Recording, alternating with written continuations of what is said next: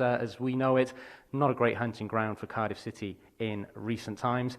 And if you're a Cardiff City fan right now, it's probably a case of whether it's glass half full or glass half empty. If you're an optimist, well, the Bluebirds are unbeaten in 5. They've got players in great form such as Shea Ojo and, when fit, Harry Wilson. And Kiefer Moore has now scored 3 goals away from home. If it's glass half empty, well, the Bluebirds have only got 1 win in the last 5. They are conceding the first goal more often than not, and unfortunately, injuries are starting to take their toll. See that man, Harry Wilson, again. But they do travel to a QPR side who themselves are struggling so far this season. They are winless in 7. They failed to score in the past 4, and that's despite the arrival of attacking players Lyndon Dykes and Macaulay Bonne during the short off-season. So for the Bluebirds today, as I alluded to, unfortunately, Harry Wilson is still out with that hip abductor injury, so he hasn't travelled to West London. Better news, though, that Lee Tomlin is back on the bench today, so that's something to watch out for as the game goes on. For the Bluebirds, it's 1 change from the starting lineup on Wednesday night against Derby. So to run you through the team, it's Alex Smithies in goal, a back 4 of Joe Bennett, Curtis Nelson, Sean Morrison and Leandro Bacuna. Will Vokes and Marlon Pack will play as the holding 2, with Josh Murphy coming in on the left-hand side for Junior Hoylett. Of course, he was stripped on Wednesday, never quite made it onto the field of play, so here's hoping for big things from him today. Joe Rawls in the advanced midfield position, Shea Ojo on the right-hand side, and goal scorer from Wednesday night, Kiefer Moore up top. Points of interest on the bench, Mark Harris is on the bench. No Robert Glatzel, he's out with illness today, and as I say, all eyes perhaps on Lee Tomlin. He is in the Cardiff City matchday squad today. For struggling QPR, they show 4 changes from their last outing on Tuesday night when they lost 3-0 at Oakwell against Barnsley. The notable inclusion is Bright Osei-Samuel, who, it's fair to say, ripped Cardiff apart on New Year's Day with his partner in crime, Eberechi Eze. Eze has moved on to pastures new at Crystal Palace, but the Hoops are hopeful that Osei-Samuel will shortly sign a new contract. He's back in to play on the left flank, and former Bluebird Albert Adoma is on the right flank. So to run you through the QPR team, it's Seng Dieng in goal, Nico Hamalainen at left back, Todd Kane at right back, a central defensive partnership of Yohan Barbe and Connor Masterson, the young former Liverpool player coming in. QPR are short in that central defensive area after a sending off of Gary Dickey on Tuesday night at Barnsley. In a 2-man holding midfield, you have Jeff Cameron, the veteran and former Stoke player, alongside former Swansea player Tom Cameron, and then a front 4 of Bright Osei-Samuel, Ilias Chair, Albert Adoma, behind the former Livingstone striker Lyndon Dykes.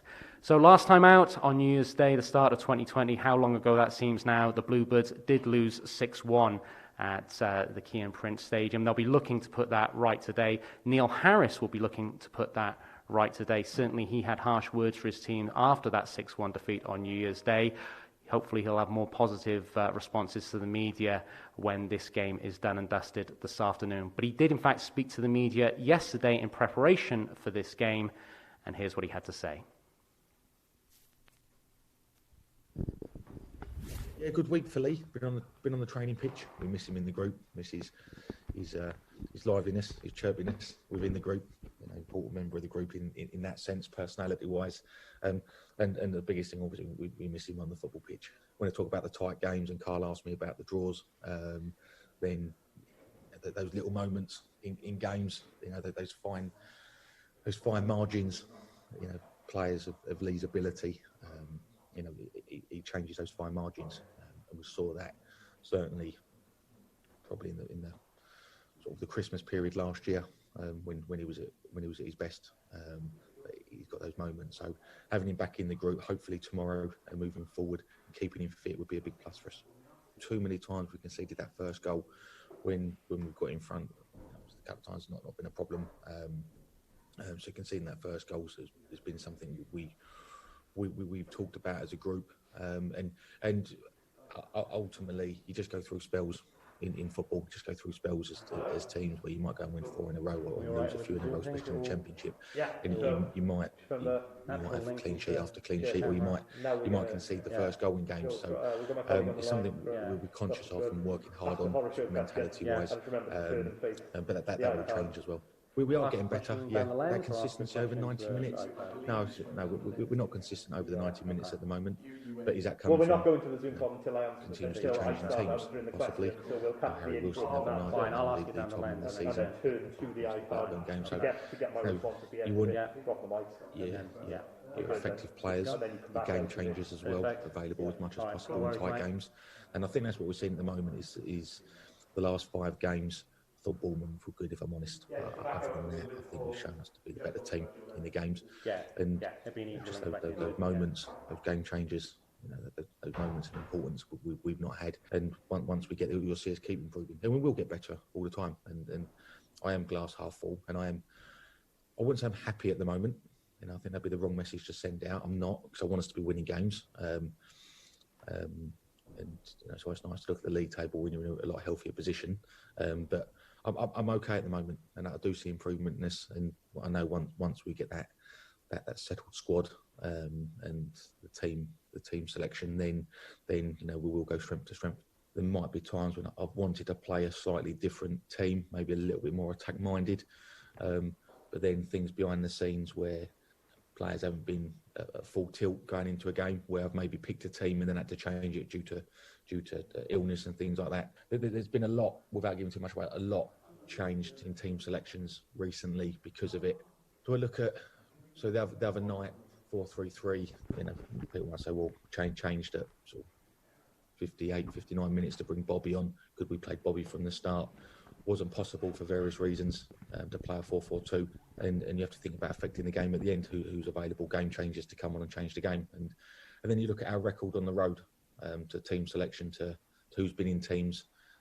I'm big on looking at the stats of past games when we've performed, and the points we've had and the performances we've had, and ultimately the 4-3-3 on the road has served us really well. We're the game changers. Just making sure I get the right players on the pitch. It won't always be a 4-3-3. Sometimes it'll be a 4-2-3-1, and it'll be a front four. It'll be a 4-4-2. So we look at the opponent diligently and plan from that. But at the moment, probably more so than anything, who's available? Who's available from the start of a game?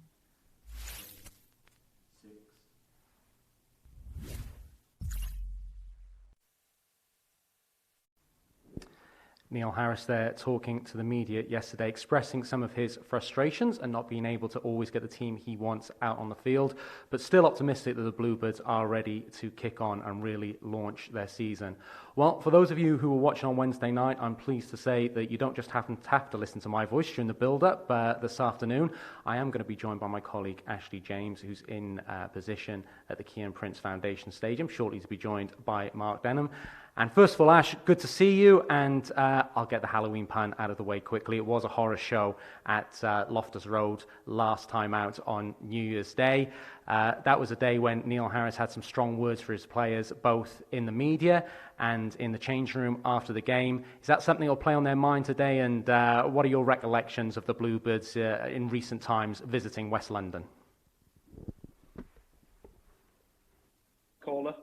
Yeah, it was a terrible afternoon, wasn't it? I mean, the last 2 visits, it's not a happy hunting ground for the Bluebirds. The last 2 visits, we've seen 6 goals conceded. We saw 45 minutes of Lee Peltier playing centre midfield the time before that, and I'm not sure what was the more head-scratching display, to be honest. So it's not a happy hunting ground at all. It's been a long time since we've got a win there. You're looking all the way back at that Joe Ledley goal that sealed a playoff spot for us, right at the end of a season many moons ago now. And you're right. I think the biggest frustration for that afternoon on New Year's Day was the fact that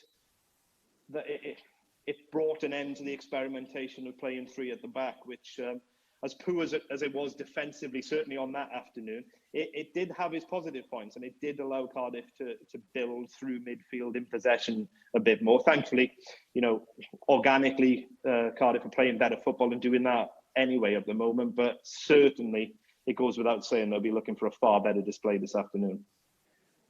Ash, you and I are both fans, so we read fans' comments, and some of the things I'm seeing this week, Cardiff City, talented side, they want to let the leash off the fans a little bit. Maybe the Bluebirds are playing with fear. Let me ask you about the first goal. We have conceded the first goal a lot. Do you think that's playing into the mindset of Cardiff City, and as a result, the team maybe a bit more pragmatic, a bit more conservative, and do you think that's hindering Cardiff City at all? I think it's playing into the mindset of a lot of football clubs in the Championship at the moment, because what we're seeing in the Premier League, this free-scoring football where, you know, individual quality is coming to the fore, isn't being replicated. You know, there's a definite lack of tempo about football in the Championship. I think Championship football clubs are missing their fans a lot more than what I can see being presented at the Premier League level. So there's a lack of tempo, there's a lack of rhythm about games, and you get those lulls in tempo where normally you've then got a boisterous crowd behind you to really lift you, and it's not happening. And as a result, the first goal is proving imperative in a lot of games. I think you saw that against Derby in midweek. It was a Derby team who were really short of confidence. They're a team learning to play a new system, haven't been getting results, haven't been scoring goals. And they got the first goal in the game, and then for 25 minutes looked a really good team. You know, the confidence was flowing. They started zipping the ball around, and Cardiff looked really like they were chasing shadows for long periods. And then the halftime whistle came, and it's a completely different game after halftime because that momentum has been cut again. So I do think the first goal is vitally important. I think the way that the teams start, certainly after the break, is proving important. It's not something that Cardiff did very well after the restart of football in June, even though we had a good run of results, and it's not necessarily something Cardiff have done well in the last week or so either. So I think you look at this afternoon, I think we're short of options.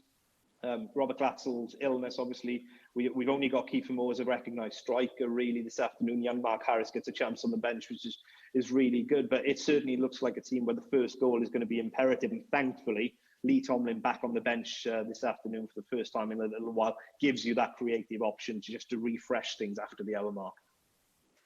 So Ash, this is the wrong way round. Normally it's you asking me questions, isn't it? So strange, isn't it? Yeah, it is a little bit strange. So let's go back to the tried and trusted. You've got a couple to throw at me? I have. Shea Ojo, I thought worth mentioning again. 2 goals in recent weeks. The creator of the equaliser on weekend. He's really stood up and been counted, as he certainly, the criticism that he took after the Reading game on social media, he bore the brunt with our fans for that performance. He's been quite exceptional, hasn't he, since then? He's really shown some character. I think he has, and I think it's that word you use there, character. I was wondering what to make of him after the first couple of games. He had fleeting moments. He clearly had skill, but he certainly drifted out of the games. But he's just having more and more of an influence. Now, he doesn't have out-and-out pace. You and I have both referenced that, Ash, but he has trickery. He has work rate. He's got great balance and poise and the ability to make space for himself, and that was seen with the goal he set up on Wednesday night for Kiefer Moore. I am wondering whether we've got another number 10 on our hands who's playing as a winger at the moment, and that's something that you and I have discussed since the Derby game. But for him as a personal performer and how he's responded, as you say, to that criticism, I think he's grown into a Cardiff City shirt, and it needed a moment of quality on Wednesday to get Cardiff back in that game, and he was the man to provide it. He saw the run, he saw the channel, it was an inch perfect pass, and really, if Cardiff City are going to get the first goal, which we just spoke about, Ash, I think Shea Ojo might be a key man involved. Certainly for me at the moment, he's a bright attacking spark. And a quick question for me then, John. Joe Bennett, another player, came back into the team in midweek, didn't look like he'd missed a step at all. Recently passed his 150 mark for the club. He's so consistent. Is he a player that we take for granted a little bit at this club? I think he is, and I think I would count myself in that camp. And I'm pleased sort of the media put some attention on him this week and caught up with him. I think Joe did look a bit tired at the end of the playoff run. Playing well, but for me, with layman's eyes, had perhaps fallen off his normal high standards, but he had played 50-odd games. He's so important to Cardiff City, and his loyalty and commitment to Cardiff City is something I think is second to none, Ash. Remember a few years ago, he turned down that move to Fulham. He does play a lot of games. Yes, he has been injured this season, but I think Cardiff City are a better side when Joe Bennett is in it. He's got a cultured left foot. He can transition the play very well. So, yeah, he deserved his time in the limelight yesterday when he spoke to the media. And I think, Joe Bennett is a Bluebird through and through. Good work. I better go and get set up for commentary. I'll leave the rest of the show in your capable hands. Ash, thanks for joining us. Give us a good call on the game. Hopefully you'll bring back 3 points with you. Safe travels. Thank you very much. So as Ash has his last cup of coffee before commentary starts, as we alluded to, the media did catch up with Joe Bennett yesterday. Here's what he had to say. Been a bit frustrating the last 2 or 3 weeks because, yeah, as you say, I've not missed many games while I've been at Cardiff, really.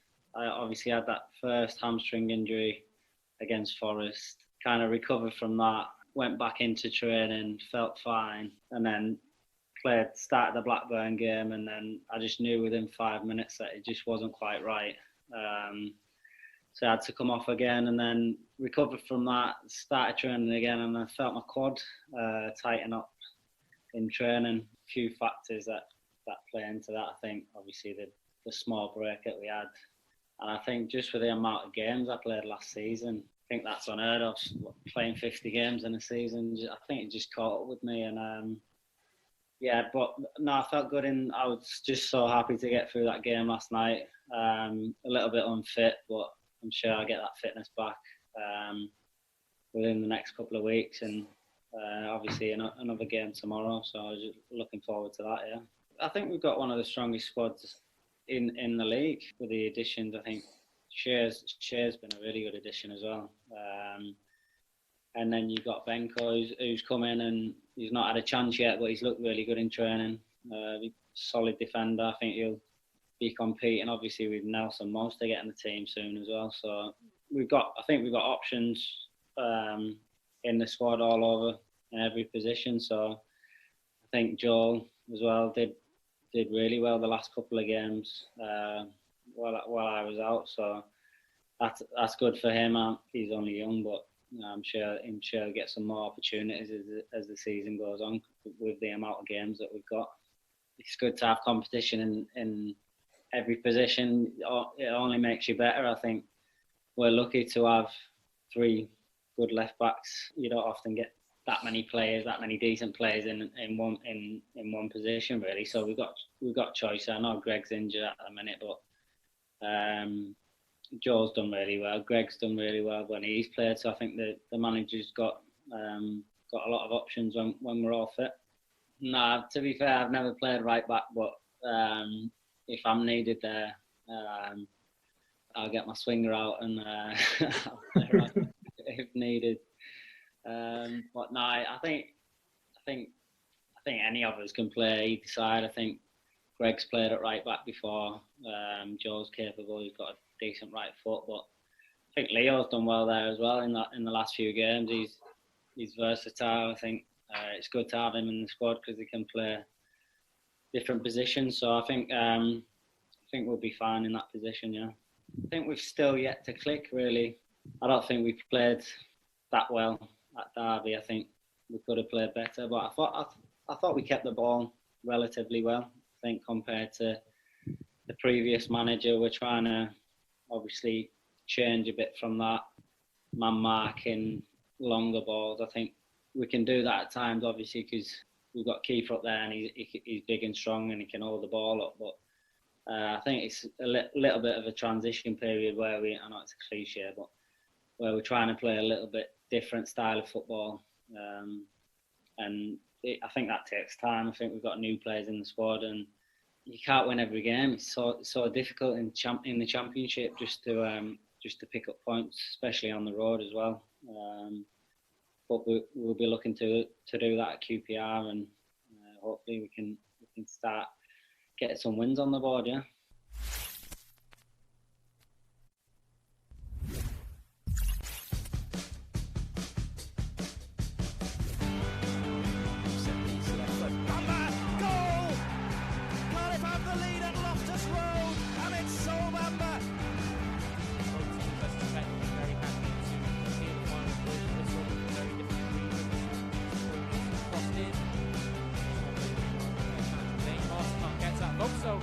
shot and scores.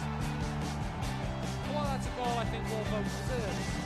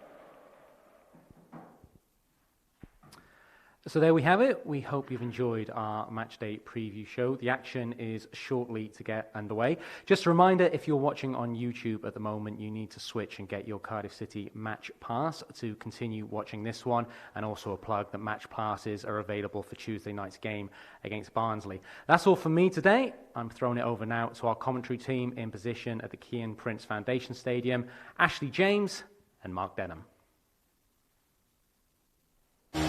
Welcome back to Cardiff City TV. Tomlin over the wall and into the goal! Cut back to Rolls, and Rolls fires home.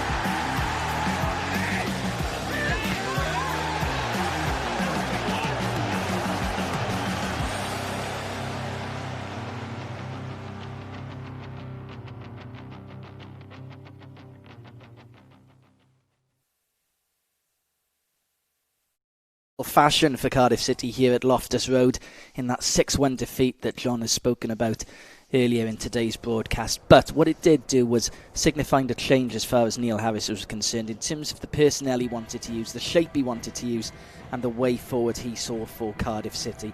It is a very different Cardiff City side that we see here today, 11 months on from that, albeit a side that is struggling for wins. But as John and Ash spoke about in their pre-match conversations, City are unbeaten in 5, and that is nothing to be sniffed at, really. Let's be fair, it is all about building momentum and being hard to beat. But there's no doubt about it, the Bluebirds are here today, 4 points. QPR are not in great form, and City are here to exploit that. Thanks for tuning in to Cardiff City TV today with myself, Mark Denham, and Ash James. Ash, couple of changes for QPR, only the one change for City, but in terms of QPR's side today, after that 3-0 defeat at Barnsley, what have they done in terms of personnel here to make